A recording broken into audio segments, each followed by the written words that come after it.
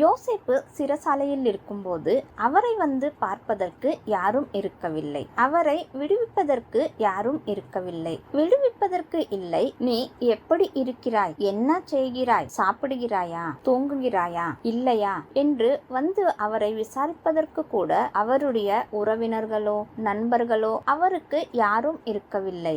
ஆனால் அவரை தேவன் மட்டும் பார்த்து கொண்டிருந்தார். தேவன் ஏற்ற காலத்திலே அவரை வெளியே கொண்டு வந்தார். அதே போல இந்த நாளில் உங்களில் யாராவது எந்த பிரச்சனையிலாவது சிறையில் விழுந்தது போன்ற அவஸ்தையில் இருக்கிறது போல இருக்கிறீர்களா? என்னுடைய கஷ்டத்தில் வந்து உதவி செய்வதற்கு எனக்கு யாரும் இல்லை. என்னை எப்படி இருக்கிறாய் என்று கேட்பதற்கு கூட யாரும் இல்லை. நான் என்ன செய்ய வேண்டும்? எனக்கு யார் இருக்கிறார்கள்? இந்த கஷ்டத்திலிருந்து என்னை விடுவிப்பதற்கு யார் இருக்கிறார்கள் என்று நினைக்கிறியா? யோசிக்காதே. யோசேப்புடைய தேவன் நம்முடைய தேவன். பாருங்க, அந்த பான பாத்திரக்காரனின் கனவின் அர்த்தத்தை சொல்லி, நீ வெளியே போன பின்னாடி ராஜாவிடம் எனக்காக பேசு என்று யோசேப்பு சொன்னார். ஒருவேளை யோசேப்பு சொன்னது போல அந்த பான பாத்திரக்காரன் ராஜாவிடத்தில் பேசி யோசேப்பை வெளியே கொண்டு வந்திருந்தால், அந்த வேலைக்காரனை போலவே அவனுடைய கை கீழில் வேலை செய்து கொண்டு,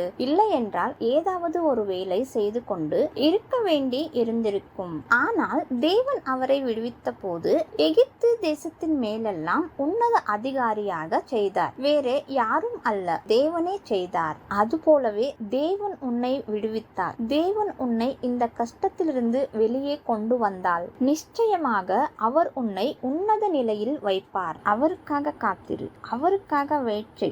யோசேப்புடைய கஷ்ட காலத்தில் துணையா இருந்த தேவன் உன்னை நிச்சயமாக விடுவிப்பார். உனக்கு உதவி செய்தே செய்வார். நீ இப்பொழுது இருக்கிற இந்த சிறையின் அனுபவத்திலிருந்து கடன் பிரச்சனையாய் இருக்கலாம், வியாதியாக இருக்கலாம், இல்லை என்றால் வேறு எந்த விதமான குடும்பத்தின் பிரச்சனையாய் இருக்கலாம், பிள்ளைகளின் பிரச்சனையாய் இருக்கலாம், மனைவி, கணவன், தாய், தகப்பன், இப்படி எந்த பிரச்சனையாக இருக்கலாம்.